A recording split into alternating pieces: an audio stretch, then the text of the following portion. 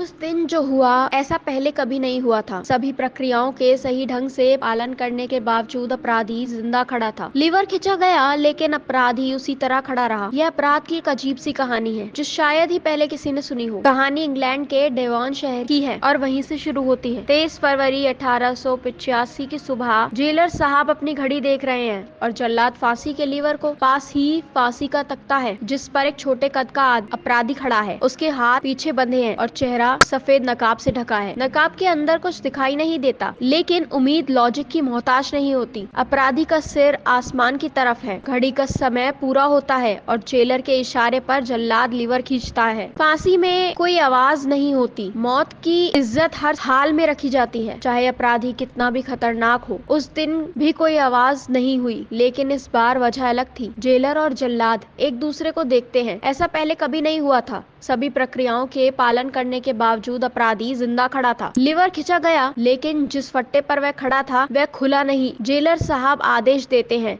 कि अपराधी को तख्त से हटाया जाए, मरम्मत करने वाले को बुलाए और फट्टों की मरम्मत होती है। अब गलती की कोई गुंजाइश नहीं थी इसलिए जेलर साहब एक और कैदी को लाने का आदेश देते हैं। नए कैदी को फट्टे पर खड़ा किया जाता है और उसके हाथ को 2 लोग पकड़े होते हैं। जल्लाद लीवर खींचता है। इस बार फट्टा खुलता है और कैदी नीचे लटक जाता है। उसे खींचकर ऊपर लाया जाता है। जेलर साहब संतुष्ट होते हैं। प्रक्रिया फिर से शुरू हुई। नकाब, फंदा, लीवर, लेकिन परिणाम वही। शायद मुजरिम की प्रार्थनाओं का असर था लेकिन फट्टा फिर से नहीं खुला। जेलर ने जल्लाद से एक और कोशिश करने को कहा पर इस बार भी कोई सफलता नहीं मिली। मुजरिम की किस्मत में उस दिन मौत नहीं लिखी थी। जब जेलर एक और प्रयास करने को तैयार थे तभी मेडिकल अफसर ने हस्तक्षेप किया। उन्होंने कहा अगर फांसी देनी है तो आटे के बोरे मंगा लो। मैं अब और इस इंसान की जिंदगी के साथ खिलवाड़ नहीं करने दूंगा। जेलर ने हार मानकर फांसी को रोक दिया और मुजरिम को वापस जेल भेज दिया। जेल के सभी कैदियों में यह खबर फैल गई थी। सबके मन में एक ही सवाल था, क्या कोई जादू था जो फांसी को रोक रहा था? क्या मुजरिम की किस्मत अच्छी थी या फिर कोई और वजह थी? हत्या किसने की? इस सवाल का जवाब जानने से पहले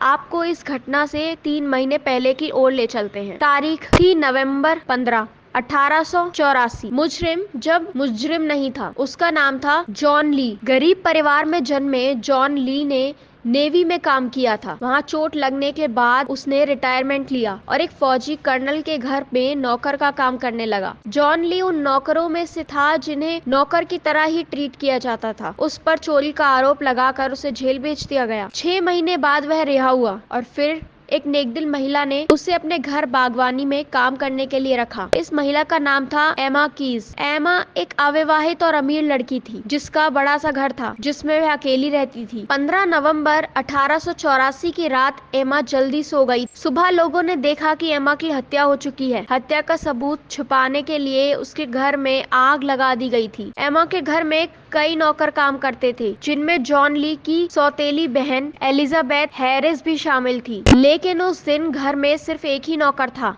जॉन ली। उस समय जॉन ली की उम्र 20 वर्ष थी। हत्या के आरोप में उसे गिरफ्तार कर लिया गया। उस पर मुकदमा चला। हालांकि जॉन ली के खिलाफ कोई ठोस सबूत नहीं थे फिर भी उसे दोषी ठहराया गया। जूरी ने केवल 45 मिनट की सुनवाई के बाद उसे फांसी की सजा सुनाई। केस खत्म हो गया लेकिन इसमें कई जटिलताएं थी। जैसा पहले बताया गया था, परिस्थिति जन्य साक्ष्यों के आधार पर जॉन ली को फांसी की सजा दी गई। इसके अलावा जिस व्यक्ति ने उसका केस लड़ा उसके बारे में यह अफवाह भी थी कि उसका जॉन ली की सौतेली बहन एलिजाबेथ हैरिस के साथ प्रेम संबंध था। इतना ही नहीं, एलिजाबेथ हैरिस उस समय गर्भवती थी। जिस रात हत्या हुई उस रात की कहानी जॉन ली ने बाद में 2 पुलिसकर्मियों को सुनाई थी। उसके अनुसार उस रात एमा कीज के सो जाने के बाद घर में एक पार्टी हुई थी जिसमें शहर का एक संभ्रांत व्यक्ति और उसकी प्रेमिका शामिल थे। शोर सुनकर एमा कीज की नींद खुल गई जिसके बाद उस व्यक्ति और एमा कीज के बीच लड़ाई हुई। इसी दौरान उसने एमा कीज की कुल्हाड़ी से हत्या कर दी। सबूत छिपाने के लिए घर को जला दिया गया जिसमें जॉन ली ने भी मदद की थी। लेकिन वह संभ्रांत व्यक्ति कौन था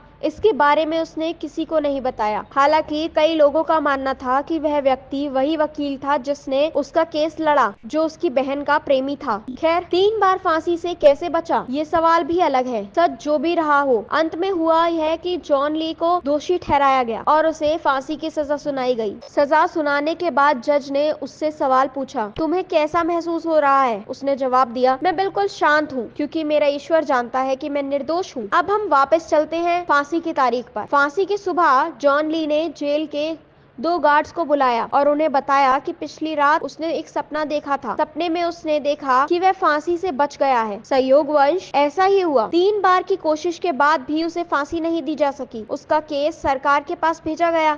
गृह सचिव ने उसकी कहानी सुनने के बाद उसकी सजा को उम्र कैद में बदल दिया। जॉन ली 22 साल तक जेल में रहा। 1907 में जब वह बाहर निकला, तब तक वह एक छोटे मोटे सेलिब्रिटी का दर्जा पा चुका था। आम लोगों के लिए वह एक जादू की तरह था, जबकि तर्कशील विचार रखने वालों के लिए एक अनसुलझी पहेली, जॉन ली को फांसी क्यों नहीं हुई। इस पर कई लेखकों ने किताबें लिखी और अपने अपने तर्क पेश किए। उसे फांसी देने वाले जेलर ने अपने संस्मरण में लिखा कि उस दिन भारी बारिश हुई थी, जिससे लकड़ी फूल गई थी, इसलिए लीवर खींचने के बाद तख्ते अटक गए थे।